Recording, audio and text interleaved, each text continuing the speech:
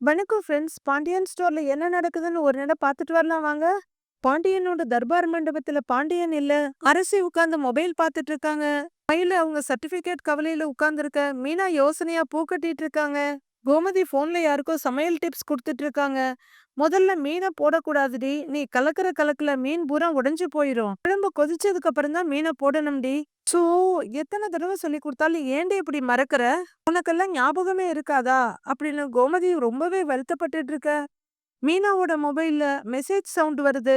எத்தனை வாட்டி சொல்லி கொடுத்தாலும் மறந்துட்டு எனக்கு ஃபோன் பண்ணிக்கிட்டே இரு அப்படின்னு கோமதி புலம்பிட்டு இருக்க. மொபைல் எடுத்து பாக்குற மீனாவோட முகத்துல சின்னதா ஒரு சிரிப்பு. சிரிப்போட மொபைல்ல டைரக்ஷனா அவங்க திருப்பி பார்த்துட்டு இருக்க. என்ன போனை பார்த்து சிரிக்கிறீங்க அப்படின்னு அவங்க விட்ட இடத்துல இருந்து பூவை கட்டிட்டு இருக்க மயிலு கேக்குறாங்க. உடனே கோமதியை பேசுறத விட்டுட்டாங்க, என்ன நடக்குதுங்கிற மாதிரி தலையை நீட்டி பார்க்க. அக்கா இங்க பாருங்களேன் அப்படின்னு மொபைல காட்ட. ஆ, ஓ, பீச்சா அப்படின்னு மயிலு கேட்க. ஆமான்ற மாதிரி மீனா தலையாட்டிட்டு இருக்க. அதுவரையிலும் மொபைல பாத்துக்கிட்டு இருந்த அரசி, பீச்சா, பீச்சுக்கு போயிருக்காங்களா, காட்டுங்கன்னு மீனா பக்கத்துல வந்து உட்கார்ந்து கேக்குறாங்க. அரசியும் பார்க்க ஆரம்பிக்க கோமதிக்கு பேசுற ஆர்வம் விட்டு போய், இருடி நான் அப்புறம் பேசுறேன்னு சொல்லிட்டு இங்க வர்றாங்க. எல்லாரும் சென்னைக்கும் போயிட்டீங்க, பீச்சுக்கும் போயிட்டீங்க, நான் தான் எங்கேயுமே போகலன்னு அரசி கடுப்பாயிட்டு இருக்காங்க. அரசி, உனக்கும் கல்யாணம் ஆகும்ல, அப்ப நீ ஹனிமூனுக்கு சென்னை போய் பீச்சுக்கு போலாம் அப்படின்னு மீனா சொல்ல. போங்க நீன்னு அவங்க கையால முதுகுல இடிக்கிறாங்க அரசி. என்னடி, எனக்கு தெரியாம என்ன பேசிட்டு இருக்கீங்க 3 பேரும் அப்படின்னு கோமதி மீனாவோட ரைட் சைடுல வந்து உட்கார்றாங்க. ராஜு போட்டோ அனுப்பியிருக்காங்க அத்த அப்படின்னு மீனா சொல்ல. கல்யாணத்துல எடுத்ததான்னு கேக்குறாங்க கோமதி. இல்ல இல்ல, பீச்ல எடுத்தது அப்படிங்கிற மீனா. இதோ பாருங்கன்னு மொபைல கோமதி கையில கொடுக்குறாங்க. என்னடி இது, இவன் பீச்சுக்கெல்லாம் கூட்டிட்டு போயிருக்கான், ஆச்சரியமா இருக்கேன்னு சொல்லிட்டு மறுபடியும் போட்டோவை பாக்குறாங்க. ஏன் கதிர் தம்பிக்கு பீச் பிடிக்காதா அப்படின்னு மயிலு கேட்க. பிடிக்கும் தான் அப்படின்னு கோமதி இழுக்க. அப்புறம் என்னன்னு கேக்குறாங்க மயிலு. அவரு தான் என்ன பீச்சுக்கு கூட்டிட்டு போயிருக்காங்க, ஏன் செந்தில் தம்பின்னா மீனாவை பீச்சுக்கு கூட்டு போயிருக்காங்க அப்படின்னு மயிலு கேட்க. யோசிக்கிற கோமதி. அது வேற இது வேற, அது உனக்கு சொன்னா புரியாது மயிலு அப்படின்னு கோமதி சொல்ல. நிஜமாவே புரியாத மயிலு, எனக்கு என்ன புரியாதுன்னு கேக்குறாங்க கோமதி. மீனாவும் ரகசியமா ஒரு பார்வை பார்த்துக்கிட்டு நீ சமாளியங்கிற மாதிரி கோமதி சொல்ல. அக்கா, அது வேற ஒண்ணும் இல்லக்கா, கதிர் எப்பவுமே வீட்ல உருன்னு இருப்பாருல்ல, இந்த பீச் எல்லாம் ரொமான்டிக் பிளேஸுக்கா, அங்க கூட்டிட்டு போனோடனே அத்தை அதெல்லாம் கொஞ்சம் கூட எதிர்பார்க்கல இல்ல அத்தை அப்படின்னு மீனா கேட்க. ஆமா ஆமா, அப்படிதான் அப்படிதான் அப்படின்னு கோமதியும் தலையாட்ட. ஆனா ராஜிய கதிர் தம்பி லவ் பண்ணி தானே கல்யாணம் பண்ணிக்கிச்சு அப்படின்னு மயிலு கேட்க.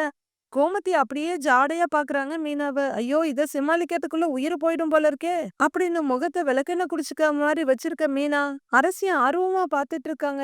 ஏன் மயிலு, ஸ்கூல் டீச்சர் தான் நீ, அதுக்காக இவ்வளவு கேள்வி மேல கேப்பியா நீ அப்படின்னு கோமதி சொல்றாங்க. அண்ணி, அண்ணன் லவ் பண்ணி தான் கல்யாணம் பண்ணுச்சு, ஆனா அண்ணன் லவ் பண்ணது எங்க யாருக்குமே தெரியாது, இவ்வளவு சீக்கிரட்டா வச்சிருந்துச்சு. இப்ப கூட அண்ணன் அண்ணி கூட லவ்வோட பேசி நீங்க பாத்துருக்கவே முடியாது அப்படின்னு அரசி சொல்ல. யோசிக்கிற மயிலு. ஆமா, ஆ ஆ, அப்படின்னு யோசிக்கிறாங்க. அப்பா ஏதோ தப்பிச்சிட்டோ மாட்டிருக்குன்னு கோமதி மீனாவை யோசிச்சுட்டு இருக்கக்குள்ளேயே மயிலு முகத்தை டைரக்ஷனா திருப்பி யோசிக்கிறாங்க. என்னடி யோசிக்கிறாளே இவ, கண்டுபிடிச்சிருவாளோ அப்படின்னு கோமதி ஹஸ்கி வாய்ஸ்ல மீனா கிட்ட கேட்டுட்டு இருக்காங்க. இருங்க அத்தை, நான் சமாளிக்கிறேன் அப்படிங்கிற மீனா. லவ்வோட பேசி பாத்திருக்க மாட்டீங்க, ஆனா அக்கறையா பேசி பாத்திருப்பீங்கல்ல அப்படின்னு மீனா சொல்ல. கொஞ்சம் தெளிகிற மயிலு. ஆ, அத நானே நிறைய தடவை பாத்திருக்கேன் அப்படின்னு சொல்ல. ஆ, இந்த கதிர் தம்பி அப்படியே நம்ம மாமா மாதிரி போல இருக்குக்கா, அவருக்கு அன்பாவே பேச வராது, ஆனா அக்கறை நிறைய இருக்கும்ல, அந்த மாதிரி தான் மீனா சொல்ல. ஆமான்னு ஆர்டிபிஷியல் சிரிப்பை உதட்டுல ஒட்ட வச்சுட்டு தலையாட்டுறாங்க கோமதி. ஆஹா, ஓஹோ. மறுபடியும் மயிலு யோசிக்க. என்னடி யோசிச்சுட்டே இருக்காளே இவ அப்படின்னு கோமதி மீனா கிட்ட முணுமுணுக்க. அத்தை, அரண்டவன் கண்ணுக்கு இரண்டதெல்லாம் பேய்ன்னு சொல்லுவாங்க, பயப்படாதீங்க, அப்படியே எஸ்கேப் ஆயிரலாங்கிறாங்க மீனா. புரிஞ்சுக்கிற கோமதி. மயிலு, பூக்கட்டு அப்படியே அரசிக்கும் சொல்லி கொடு, நாங்க போய் சமையல் வேலை பாக்குறோங்கிறாங்க. சரி சரி தரிங்க தானே மயிலு சொல்ல. போனை வச்சுட்டு பூக்கட்ட கத்துக்கோன்னு அரசிக்கிட்டு சொல்லிட்டு மீனாவும் பின்னாடியே போறாங்க. மயிலு யோசிச்சுட்டே இருக்க. அரசி பக்கத்துல வந்து உட்கார. நீ வா அரசி, பூவை கட்டுங்கிறாங்க மயிலு. கிச்சனுக்குள்ள வர்ற கோமதி. ஏய், கண்டுபிடிச்சிருக்க மாட்டால அப்படின்னு மீனா கிட்ட கேட்க. என்ன அத்தன்னு மீனா கேக்குறாங்க. அதான்டி, கதிருக்கும் ராஜுக்கும் நடந்தது காதல் கல்யாணம் இல்லன்னு அப்படின்னு கோமதி கேட்க. அதெல்லாம் அவங்க அந்த அளவுக்கெல்லாம் யோசிச்சிருக்க மாட்டாங்க அத்தை, நீங்களா உளராத வரைக்கும் சந்தோஷம்தான் அப்படின்னு மீனா சொல்ல. சரிடி, உளரக்கூடாதுன்னு தான் நினைக்கிறேன். இல்ல இல்ல, உளர மாட்டேன் அப்படின்னு நிஜமாவே சிரிக்கிற கோமதி. சரி சரி, அந்த போட்டோவை காட்டேங்கிறாங்க. போட்டோவை ரசிச்சு பாக்குற கோமதி. ஏன் மீனா, நான் எடுத்த முடிவு தப்பு இல்லன்னு இப்பதான் எனக்கு கொஞ்சம் கொஞ்சமா நம்பிக்கை வருதுன்னு சொல்ல, ஆமான்னு தலையாட்டுறாங்க மீனா. 2 பேரும் அழகா இருக்காங்கல்ல. அப்பா என் கண்ணே பற்றும் போல இருக்குன்னு அவங்களுக்கு திருஷ்டி கழிக்கிறாங்க கோமதி. மீனா அப்படியே கோமதியோட செய்கைகள்லாம் ரசிச்சு சிரிச்சிட்டு இருக்காங்க. ரூமுக்குள்ள வந்தாலே புலம்பல் மூடுக்கு போயிடுற மயிலு மொபைல் எடுத்து அவங்க அம்மாவுக்கு கால் பண்ண, மயிலு தான் அப்படிங்கிறவங்க எடுத்து சொல்லிடி மயிலுங்கிறாங்க. அம்மா ஒரு பிரச்சனை அப்படின்னு மயில ஆரம்பிக்க, சொல்லுடி அப்படின்னு அசால்ட்டா கேக்குறாங்க அவங்க அம்மா. அம்மா சர்டிபிகேட் கொடுத்தே ஆகணும்னு ஸ்கூல் கரஸ்பாண்டன்ட் வேற மாமா கிட்ட சொல்லிட்டாரு. மாமாவுக்கு யாரோ தெரிஞ்சவங்க இருக்காங்களாம், அவங்க கிட்ட சொல்லி டூப்ளிகேட் சர்டிபிகேட் வாங்கிக்கன்னு மாமா சொல்றாங்கன்னு மயிலு சொல்ல, என்னடி சொல்றேன்னு அவங்க அம்மா கேக்குறாங்க. அம்மா எனக்கு ரொம்ப பயமா இருக்குமா, பேசாம பெட்டியெல்லாம் எடுத்துக்கிட்டு நம்ம வீட்டுக்கே வந்துடவா அப்படின்னு மயிலு கேக்க, ஏய் பதறாத, கொஞ்ச நேரம் இரு, என்ன யோசிக்க விடு அப்படின்னு அவங்க அம்மா சொல்ல, என்ன யோசிச்சாலும் எதுவுமே பண்ண முடியாதுமா, நான் வந்துடுறேங்கிறாங்க மயிலு. கொஞ்சம் அமைதியா இரு, வேலைக்கு போக சொன்னப்பவே பிடிவாதமா மறுத்திருக்கணும், அதை விட்டுட்டு இப்ப புலம்பி என்ன பிரயோஜனம் அப்படின்னு அவங்க அம்மா சொல்ல, அம்மா இப்பயும் என் மேலதான் தப்புங்கிறியா நீ அப்படின்னு மயிலு புலம்பிட்டு இருக்க. கொஞ்ச நேரம் அமைதியா தான் இரு மயிலு அப்படின்னு அவங்க அம்மா யோசிக்க ஆரம்பிக்க, விரல்ல இருக்க நகத்தெல்லாம் பிச்சு தின்னுட்டு இருக்காங்க மயிலு. ரொம்ப நேரம் வெயிட் பண்றவங்க, அம்மா ஏதாவது சொல்லுமா அப்படின்னு படபடக்க, எந்த யோசனையும் வரமாட்டேங்குதுடி.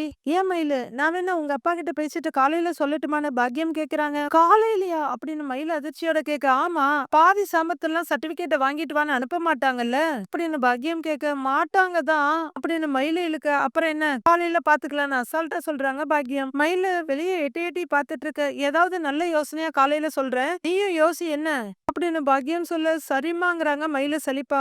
அப்படின்னு அவங்க அம்மா கேட்டுட்டு இருக்க. அம்மா அப்புறம்னு மயிலு ஆரம்பிக்க, சரவணன் கதவு திறந்துட்டு உள்ளர வர்றாரு. சரிம்மா நான் அப்புறமா பேசுறேன், அவர் வந்துட்டாரு அப்படின்னு மயிலு போனை வச்சுட்டா. கைய தொடச்சிட்டு வர சரவணன் எதிரில உட்காந்து, என்ன மயிலு வந்ததுனாலதான் போனை வச்சிட்டியா என்னன்னு கேக்குறாரு. ஆமா மாமான்னு மயிலு சொல்ல, அத்தை கூட தானே பேசிட்டு இருந்த அப்படின்னு சரவணன் கேட்க, ஆமா மாமாங்கிறாங்க மயிலு. அப்ப உங்க அம்மாவை விட நான் தான் உனக்கு முக்கியம் அப்படின்னு சரவணன் வழிய வேற வழியே இல்லாம மயிலும் சேர்ந்து வழியிறாங்க. சரி தலைவலி சரியாயிடுச்சா அப்படின்னு சரவணன் கேட்க, சரியாயிடுச்சு, இப்ப வேற ஒரு தலைவலி வந்துருச்சு அப்படின்னு மயிலு சொல்ல, அது என்ன தலைவலின்னு சரவணன் கேக்குறாரு.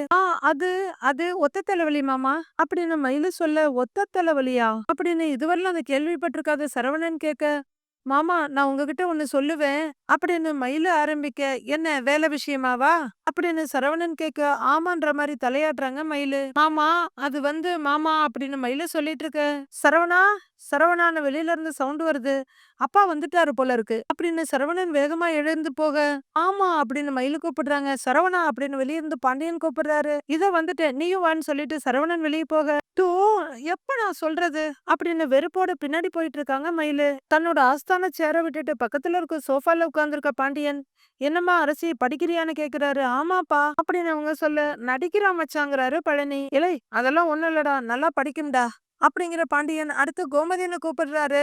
இதோ வந்துட்டேங்க அப்படின்னு கோமதி வர அவங்களோட வாலு மீனாவும் ஒட்டிக்கிட்டே வர்றாங்க.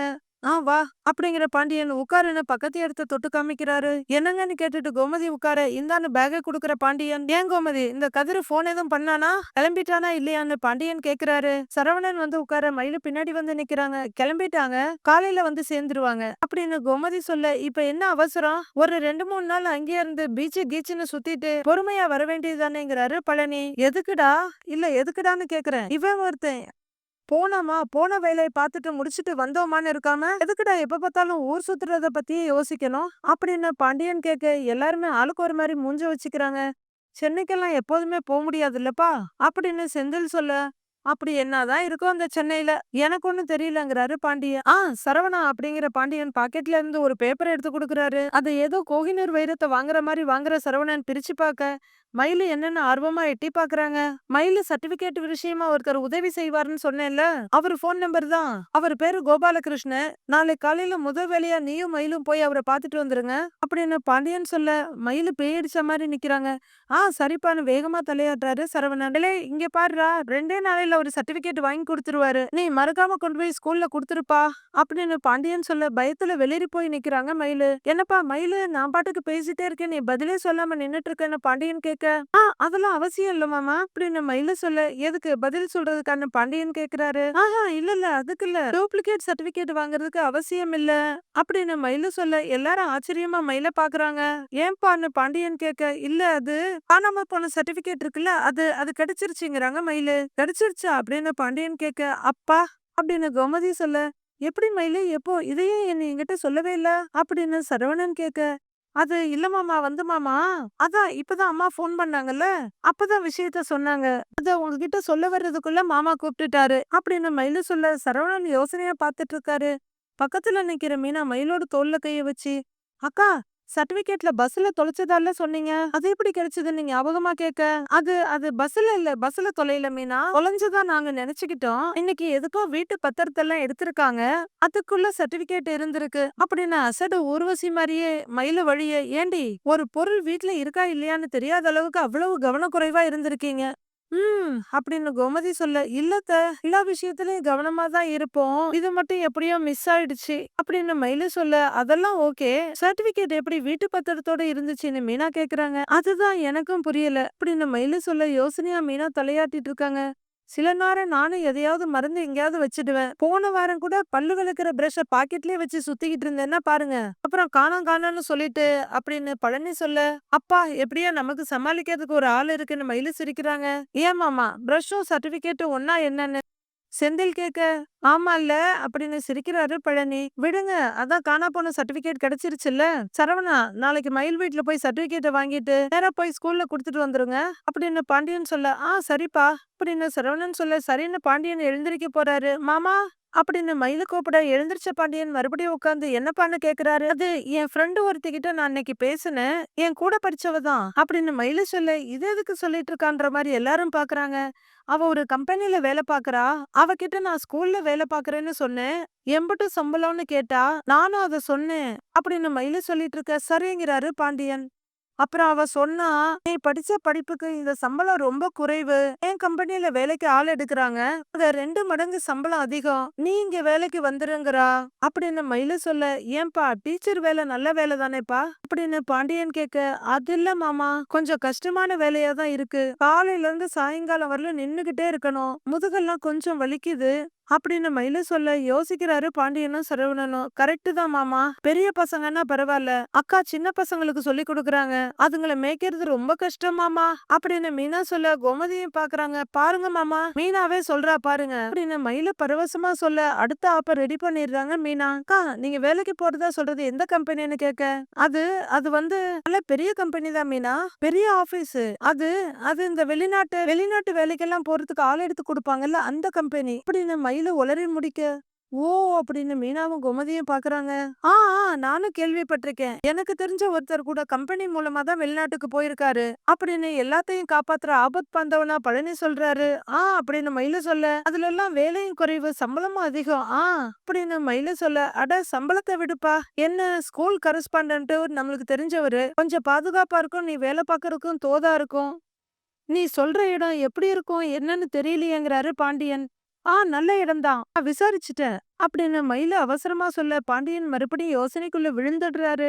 ஏய் வேலைக்கு சேர்ந்து 1 மாசம் கூட ஆகல, அதுக்குள்ள வேற வேலைக்கு போகணுமா அப்படின்னு கோமதி கேட்க, இல்லத்த டீச்சர் வேலையெல்லாம் எனக்கு செட் ஆகல அப்படின்னு மயில தைரியமா சொல்லிடுறாங்க.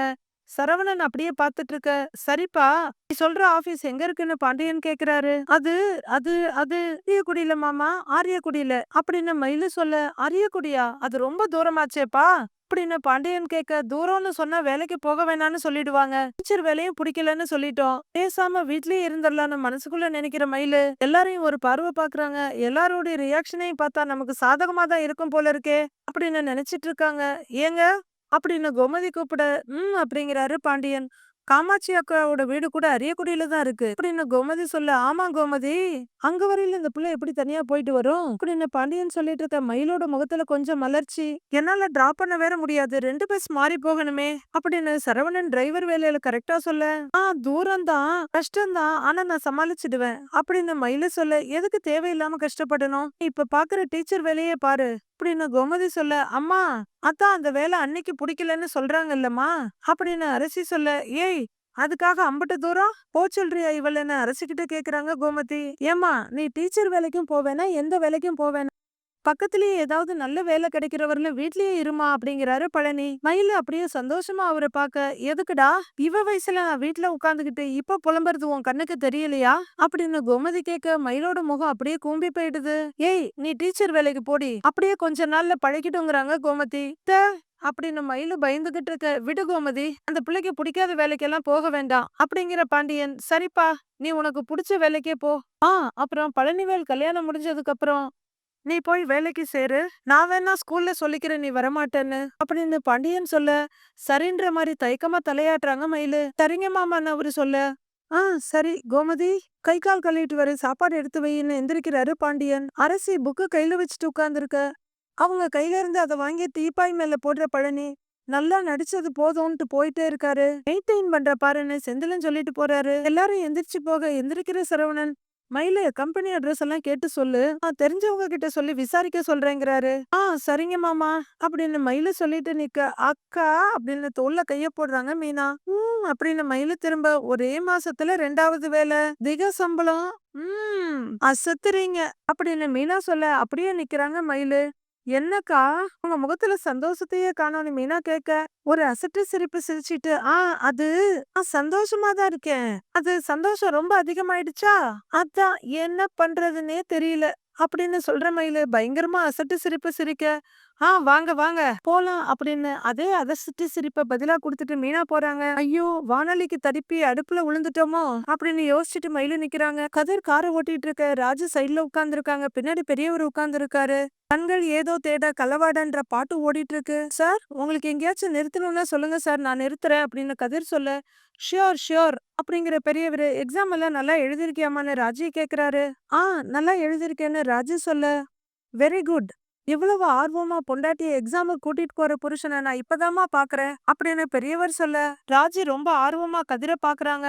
கதிரோட பார்வையும் ராஜியோட பார்வையில ஒரு தடவை மோதிட்டு திரும்பி போகுது. எனக்கு முன்னாடி உட்கார கஷ்டமா இருந்தா சொல்லுமா, பின்னாடி கூட உட்கார்ந்துக்கலாம், தூங்கிட்டே வரலாமா, நான் கூட முன்னாடி உட்கார்ந்துக்கிறேங்கிறாரு பெரியவரு. இல்ல சார் நான் இங்கேயே உட்கார்ந்துக்கிறேங்கிறாங்க ராஜி. கஸ்டமர் ஆச்சேன்லாம் யோசிக்காதம்மா, பின்னாடி உட்காரணும்னா சொல்லு அப்படின்னு அவரு சொல்ல, இல்ல சார் நீங்களே உட்கார்ந்துக்கோங்க, ராஜு முன்னாடி உட்கார்ந்துப்பா அப்படின்னு கதிர் சொல்ல, புருஷனும் பொண்டாட்டியும் ஒன்னாவே இருக்கணும்னு முடிவு பண்ணிட்டீங்க அப்படித்தானே, புரியுது புரியுது அப்படின்னு பெரியவர் சொல்ல, அப்பதான் இவங்க 2 பேருக்கும் நம்ம ஹஸ்பண்ட் அண்ட் ஒய்ஃப் இல்ல அப்படின்றது புரிஞ்ச மாதிரி ஒருத்தர் ஒருத்தர் முழுங்குற மாதிரி பாக்குறாங்க. உடனே சமாளிச்சுக்கிற கதிரு, சார் அப்படிலாம் ஒண்ணும் இல்லைங்க சார், நீங்க வேறன்னு சொல்றாரு. அம்மா இவன் எனக்கு வண்டி ஓட்டுறது இது முதல் தடவை இல்ல, இதுக்கு முன்னாடியே 2 3 தடவை ஓட்டி இருக்கான், இப்பெல்லாம் உம்முன்னு இருப்பான், நல்ல பாட்டே போட மாட்டாமா, பேசவும் மாட்டான் அப்படின்னு சொல்ல, சார் ஏன் சார் இப்படிலாம் சொல்றீங்க அப்படின்னு கதிர் கேட்க, உண்மையை தானே சொல்றேன், நீ உம்முன்னு தானே இருப்ப, அம்மா நீ வந்ததுனாலதான் இவன் சிரிக்கிறாமா, நல்ல நல்ல பாட்டெல்லாம் போடுறான், அதுவும் இல்லாம சந்தோஷமா இருக்கான் அப்படின்னு பெரியவர் சொல்லிட்டு இருக்க, கதிர் ஐயோடாங்கிற மாதிரி ராஜிய பாத்துட்டு இருக்காரு. இனி இவன் எங்க போனாலும் நீயும் கூடவே போமா அப்படின்னு பெரியவர் சொல்ல, 2 பேரும் ஒருத்தர் ஒருத்தர் பாத்துக்கிறாங்க. சார் அபாண்டமா பேசாதீங்க சார் அப்படின்னு கதிர் சொல்ல, நான் உண்மையை தானேப்பா சொல்றேன் அப்படின்னு அவர் மறுபடியும் சொல்ல, ராஜு அந்த பக்கமா திரும்பி ரகசியமா சிரிச்சுக்கிறாங்க. உடனே ஒரு அசட்டு சிரிப்பு சிரிக்கிற கதிரு, அவர் சும்மா சொல்றாரு, நீ எதுவும் நம்பிடாதங்கிறாரு. பெரியவர் அப்படியே தூங்கிட, உன்னால ஓட்ட முடியுமான்னு ராஜி கேக்குறாங்க. முடியும், ஏன் திரும்ப திரும்ப அதையே கேக்குறேங்கிறாரு கதிரு. இல்ல கண்டினியூஸா இன்னைக்கு 2வது நாள் வேற வண்டி ஓட்டுற, எனக்கு கஷ்டமா இருக்கு அப்படின்னு ராஜி சொல்ல, எனக்கு கஷ்டமாலாம் இல்ல, நீ தூங்குங்கிறாரு கதிர். ஏய் அங்க ஒரு டீ கடை தெரியுது, அங்க வேணா டீ குடிச்சிட்டு போலாமா அப்படின்னு ராஜி கேட்க, இல்ல எனக்கு வேணும்னா நான் குடிச்சுக்கிறேன், நீ தூங்குன்னு கதிர் சொல்ல, நீ சொல்லும் போதெல்லாம் நான் தூங்க முடியாது, தூக்கம் வரும்போது தூங்குறேன் அப்படின்னு ராஜு சொல்ல, சரிங்க மேடம் உங்களுக்கு தூக்கம் வரும்போது தூங்குங்க அப்படிங்கிற கதிர் காரை ஓட்ட, ராஜு ஓரக்கண்ணால அப்பப்ப கதிரை பாத்துக்கிட்டே இருக்காங்க. காரை விட்டுட்டு கதிரும் ராஜியும் நடந்து வர, கதிர் விசில் அடிச்சுக்கிட்டே வர்றாரு. ராஜு விரல் நகத்தெல்லாம் பல்லால புடுங்கிட்டே இருக்காங்க. இல்ல எனக்கு டென்ஷனா இருந்துச்சுன்னா நான் விரல் நகத்தை கடிப்பேன்னு ராஜு சொல்ல, ஓ நகத்தை தானே கடிப்ப, கடிச்சுக்கோ, அதையே என்கிட்ட சொல்ற அப்படின்னு கதிர் கேட்க, இல்ல இதே மாதிரி நீயும் டென்ஷனா இருந்தீன்னா விசில் அடிப்பியான்னு ராஜு கேக்குறாங்க. உடனே கதிர் நின்னு ராஜி ஒரு பார்வை பார்த்துட்டு, ஓ அப்ப நான் டென்ஷனா இருக்கேன்னு நீ இப்ப நினைக்கிற அப்படிதானேன்னு கேக்குறாரு. இல்லையா பின்ன அப்படின்னு ராஜு சொல்ல, நான் ஏன் டென்ஷன் ஆகணும் அப்படின்னு கதிர் கேக்குறாரு. இல்ல பொய் சொல்லிட்டு சென்னை வரைக்கும் போயிட்டு வந்திருக்கோம் அதான் அப்படின்னு ராஜு சொல்லிட்டு இருக்க, இதையே எத்தனை தடவை தான் சொல்லிட்டு இருப்ப, இங்க பாரு நம்ம யார்கிட்டயும் கொள்ளடிக்கெல்லாம் போகல, எதுக்கு பயப்படணும் டென்ஷன் ஆகணும். கல்யாணத்துக்கு போறதா வீட்ல சொல்லியிருக்கோம். அத அப்படியே மெயின்டெயின் பண்ணிக்கலாம். ரிட்டன் எக்ஸாம்ல செலக்ட் ஆவல்ல, அதுக்கப்புறம் வீட்ல சொல்லிக்கலாம். அப்படின்னு கதிர் சொல்ல, கூடவே நடந்துட்டு இருக்க ராஜி, செலக்ட் ஆனா சொல்லிக்கிறேன் அப்படின்னு சொல்லு. அதெல்லாம் நீ ஆவ. நம்பிக்கை வை, நான் நம்புறேங்கிறாரு கதிர். கொஞ்சம் வேகமா வா, வீடு வந்துருச்சு அப்படின்னு கதிர் கொஞ்சம் வேகமா நடக்க ராஜிய 2 எட்டு தள்ளி வேகமா வைக்கிறாங்க. இந்த கல்யாண வேலையில யார் யாருக்கு என்னென்ன வேலை குடுக்கலாம்னு பிரிச்சு குடுக்கலாம்னு பார்த்தேன். எங்க அந்த கதிர் பையில இன்னும் காணோமே அப்படின்னு பாண்டியன் தர்பார்ல உட்கார்ந்து சொல்ல, மத்தவங்க எல்லாம் சந்தோஷமா பாத்துக்கிட்டு இருக்காங்க. கதிரும் ராஜியும் உள்ளர நுழைய பாண்டியனை தவிர எல்லாரோட பார்வையும் அவங்க மேலதான் வந்து விழுது. இதோ வந்துட்டான் பாருங்க மச்சான், பேரை சொன்னோனே வந்துட்டான்னு சந்தோஷமா பழனி சொல்ல, வான்னு ராஜிய கூட்டிட்டு உள்ளர வர்றாரு கதிர். என்ன யோசனை, வாப்பா வாமா, 100 ஆயுசுடா மாப்பிளைக்கு அப்படிங்கிற பழனி கதிர் முதுகுல தட்டி கொடுக்கறாரு. என்ன கல்யாண மாப்பிள, எப்படி இருக்கீங்க அப்படின்னு கதிர் கேட்க, எனக்கு என்னடா நான் நல்லா இருக்கேங்கிறாரு பழனி. பாவம் பயபுள்ள அநியாயத்துக்கு வெக்கப்பட்டு சிரிக்குது. நல்லபடியா கல்யாணம் நடக்கணும்னு நாமளும் வேண்டிக்கலாம். மீதி என்ன நடக்குதுன்னு வர வர பார்க்கலாம் ஃப்ரெண்ட்ஸ்.